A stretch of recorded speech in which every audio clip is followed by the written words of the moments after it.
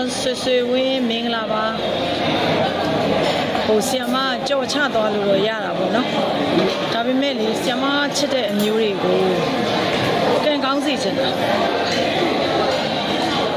တချို့ idea တွေကြတော့မတူဘူးပေါ့နော်တချို့ idea တွေကမတူဘူးမိဘတယောက်တည်းကမွေးတာတောင်မှပဲမောင်နှမတွေမိဖို့တွေမှာစိတ်ကူးစိတ်တမ်းတွေမတူဘူးအဲ့လိုပဲဆီယမက one only နေတာများတယ်နော်ဆီယမ one only နေတာများတယ်ဆီယမရဲ့အတွေးအခေါ်တွေစိတ်ကူးစိတ်တမ်းတွေကလည်းမတူဘူးပေါ့မတူတဲ့အခါကျတော့နည်းနည်းလေး opposite လေးဖြစ်တယ်ခစ်စင်စင်ပြောရရင်တော့နေ့စဉ်ဘဝမှာပွတ်တိုက်မှုလေးတွေတော့အများကြီးရှိတယ်။သို့ပေမဲ့လေဆီယမကလူတစ်မျိုးရဲ့ဘေးရင်းနဲ့ပတ်သက်တယ်ရေရရာနဲ့ပတ်သက်တယ်ဆီယမကချွင်းချက်မရှိတင်ပေးတာဆီယမရဲ့စိတ်မှာပြောဖို့ပေါ်လာတယ်ဆီယမရဲ့စိတ်အာရုံမှာပြောဖို့နေသားသမီးရှိလာတယ်ဆိုရင်ဆီယမကမဆိုင်မတော့အချိန်မရွေးပြောပြတယ်အဲ့ဒါတစ်ချက်ရှိတယ်နောက်တစ်ချက်ကကြတော့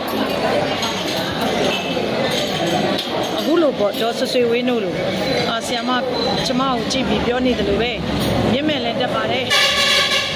အသက်ကလည်း50နှစ်ပါပေါ့ခန္ဓာလည်းဝါပါတယ်ဆီယမပြောသမျှထက်တယ်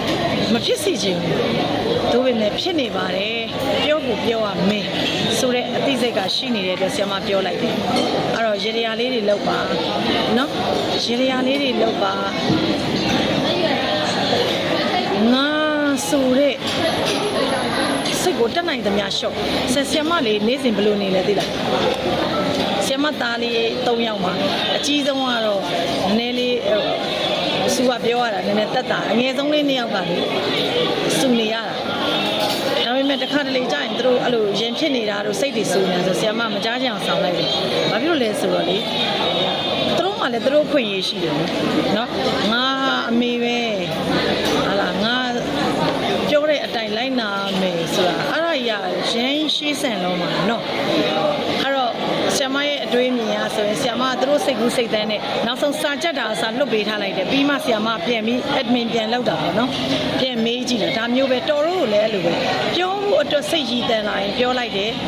ပြောဖို့ဓာတ်ကြလာရင်ပြောလိုက်တယ်ဒါပေမဲ့အဲ့ဒီထဲကမကောင်းတဲ့ဟောကိန်းဟောကွက်တွေကိုမမှန်စေချင်ဘူးတိုးတော့မှန်သွားတဲ့အခါစိတ်မကောင်းဘူးအဲ့တော့ဘာသာရေးများများလောက်ပါငါရှိမှဖြစ်မယ်ဆိုတဲ့စိတ်ကိုတက်နိုင်ဆုံးရှော့အဲ့ဒါကြီးတမျိုးကြီးပါပဲနော်သူများကိုလည်းချုပ်ကင်ထားသလိုကိုယ်တိုင်ကိုလည်းချုပ်တီးထားတာပေါ့တမျိုးကြီးပဲချုပ်တော့လက်မခံကျေးဇူးပါတော့